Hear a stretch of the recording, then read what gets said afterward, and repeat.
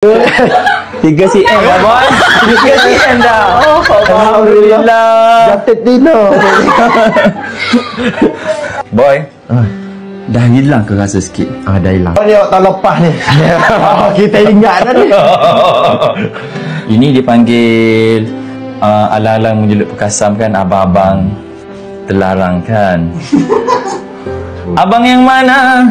Abang yang mana tuan senangi? Boleh tak boleh kau sikit hot ni. Boleh sikit je. Bengkokkan kaki dulu.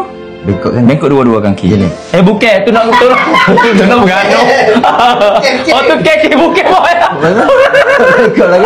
Okey ni. Okey. Baik. Ya salah. Boleh boy Oh boleh. Kita fobia dah hot ni benar ni. Boy buat tak tahu buat ni buat cuci. Kau nalik kau itu. Boy, boy, bayangkan. Oh boleh. Nalik sungguh ni, nalik sungguh ni. Selepas pada akad nikah, pakai baju putih, tiba-tiba bersalam-salaman. Happy. Salam-salaman.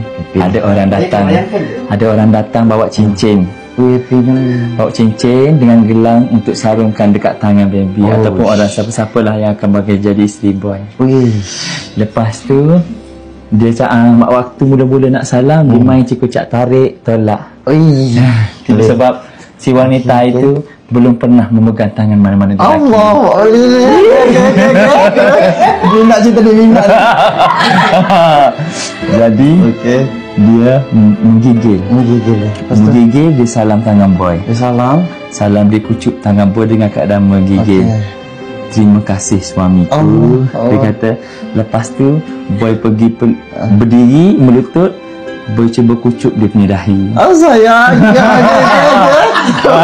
Minat cerita dia. Jadi boy peluk, terima kasih sayang sebab menjadi isteri abang.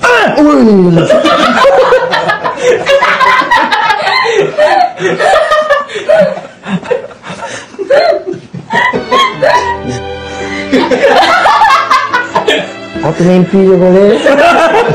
Kau termimpi je kau. Kau sedar Kau mimpi je tak ni. Boy, sampai ke belakang ni weh. Sabar beriman.